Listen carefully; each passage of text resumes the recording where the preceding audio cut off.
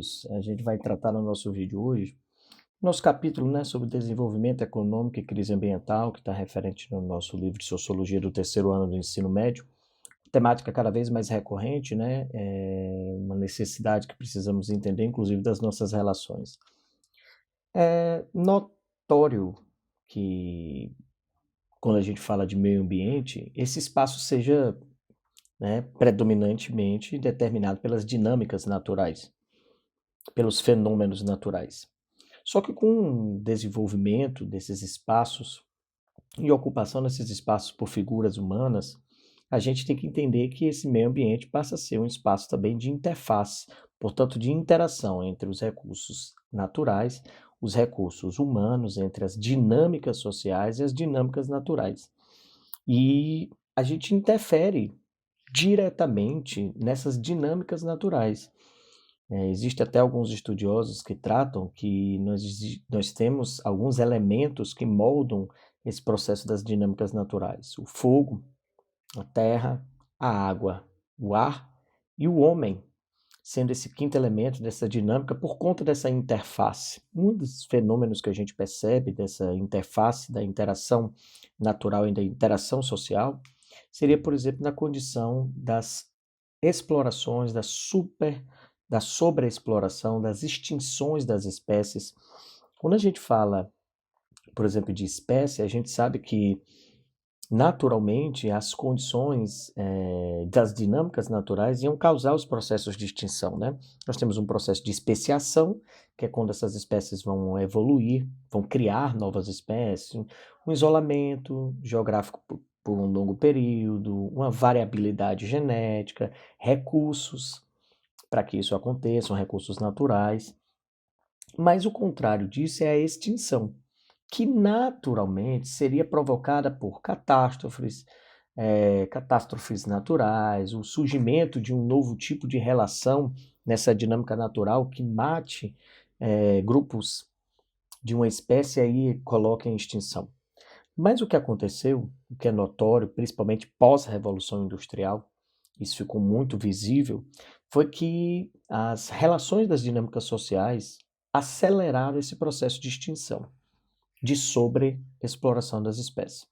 Nós temos a degradação ambiental, a fragmentação dos ambientes naturais, isolando animais e colocando eles em condição de fragilidade, o extrativismo desordenado, a questão dos recursos para minérios, para a construção de hidrelétricas, as malhas de transporte ferroviárias, viárias, aeroportuárias, a poluição, os incêndios florestais causados pelas dinâmicas sociais pelo homem.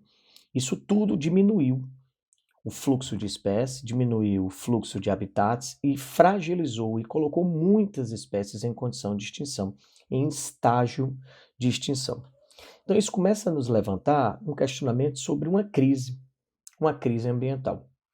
Essas discussões elas eram muito vagas no final do século XIX, quando o processo de industrialização se desenvolveu muito rápido, quando a indústria chegou na segunda fase. Mas a partir da segunda metade do século XX, nas décadas de 60 e 70, com um crescimento populacional e com um aumento da capacidade de tecnologia, ficou mais notório como essas dinâmicas sociais eram responsáveis diretas sobre os efeitos do meio ambiente. Porque na dinâmica da sociedade humana, nas relações de sociedade, nós vamos ter a questão do uso e apropriação dos meios naturais. E esse uso e apropriação acabou causando fortes impactos, né, na zona agrícola, na zona mineral, nos recursos naturais, nos recursos hídricos, no processo de poluição, na questão,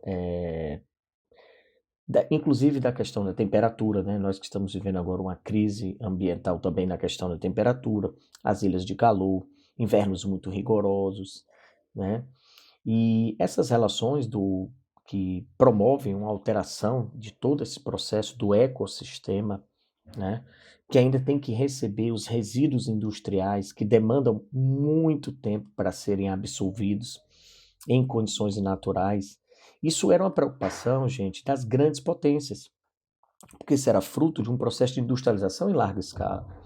Mas o que acontece é que hoje a industrialização se tornou global. Portanto, os impactos sobre o meio ambiente também se tornaram globais. E não dá mais para pensar isso de forma para amanhã. Isso já é uma realidade da nossa sociedade.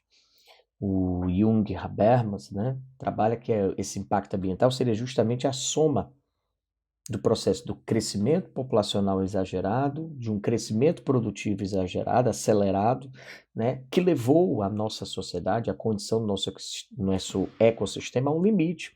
Estamos vivendo um limite biológico, um limite de produção de resíduos, um limite de uso e apropriação desses recursos, sejam eles hídricos, minerais ou naturais. E vem aí um grande desafio, né, para as novas gerações: como criar um modelo de crescimento econômico que concilie, dentro desse crescimento econômico, um processo de desenvolvimento sustentável. E aí você tem vários pesquisadores, né, como o Clube de Roma, que vai criar um relatório sobre esse impacto ambiental, justamente falando sobre os limites desse crescimento, chegando à conclusão que talvez o único crescimento viável, sustentável, seja o não crescimento, o crescimento zero. Nós já temos capacidade produtiva atual para atender às nossas demandas. Então precisaremos encontrar uma maneira de usar esses recursos que já produzimos, de destinar esses resíduos que já produzimos e não criarmos um novo sistema de crescimento, mas um crescimento estagnado e um recurso otimizado, pensado sobre essa questão ambiental. Porque já estamos na beira do colapso, né, quando a gente fala do ecossistema. Tanto que os principais órgãos internacionais, desde 1972, em Estocolmo, vêm fazendo conferências internacionais sobre o meio ambiente, criando inclusive uma agenda, né, que a gente vai chamar de Agenda 21, que tem esse propósito de entender que, como cada vez mais a relação humana se associou com a relação natural, a dinâmica natural se associou à dinâmica social.